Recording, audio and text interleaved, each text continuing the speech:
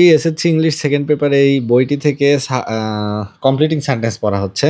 তো এখানে 116 নম্বরে 5টি প্রশ্ন আছে, সেটি সমাধান করা হবে। এ নম্বরে বলছে অ্যাম্বিশন মিনস ডিজায়ার, অর্থাৎ অ্যাম্বিশন বা উচ্চ আকাঙ্ক্ষা বলতে একটা আকাঙ্ক্ষাকে বোঝায়, দ্যাট ড্রাইভস আস ফরওয়ার্ড, এটা দেওয়া যেতে পারে। অর্থাৎ ambition means desire that drives us forward, অর্থাৎ অ্যাম্বিশন হলো এমন একটি ডিজায়ার যেটা আমাদের সামনের দিকে ধাবিত করে। বি নাম্বারে বলছে almost all of us cherish, তাহলে almost all of us cherish মানে কি চেরিশ করে, কি লালন করে। Almost all of us cherish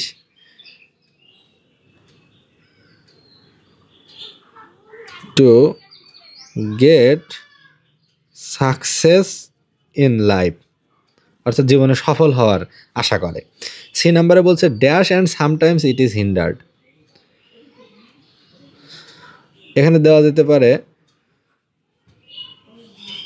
যে almost all desire to be successful and sometimes it is hindered, কিন্তু মাঝে মাঝে এটা বাধাগ্রস্ত হয়। ডি নাম্বারে বলছে one can materialize one's desired ambitions only, অর্থাৎ যে কেউ তার যে অ্যাম্বিশন সেইটা ম্যাটেরিয়ালাইজ বা বাস্তবায়ন করতে পারে only when he does his duty, যখন সে তার কাজ করে, ডাজ হিজ ডিউটি প্রপারলি যখন তার ডিউটি পালন করবে বা কাজ করবে, তখন সে তার অ্যাম্বিশন বাস্তবায়ন হবে। ই নাম্বারে বলছে dash ambition needs to study hard, আচ্ছা এখানে আছে dash ambition needs to study hard, তাহলে এখানে দেওয়া যেতে পারে a student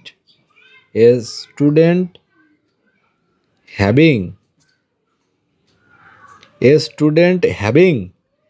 ambition needs to study hard, অর্থাৎ একজন শিক্ষার্থীর যার অ্যাম্বিশন রয়েছে তাকে অনেক পড়তে হবে।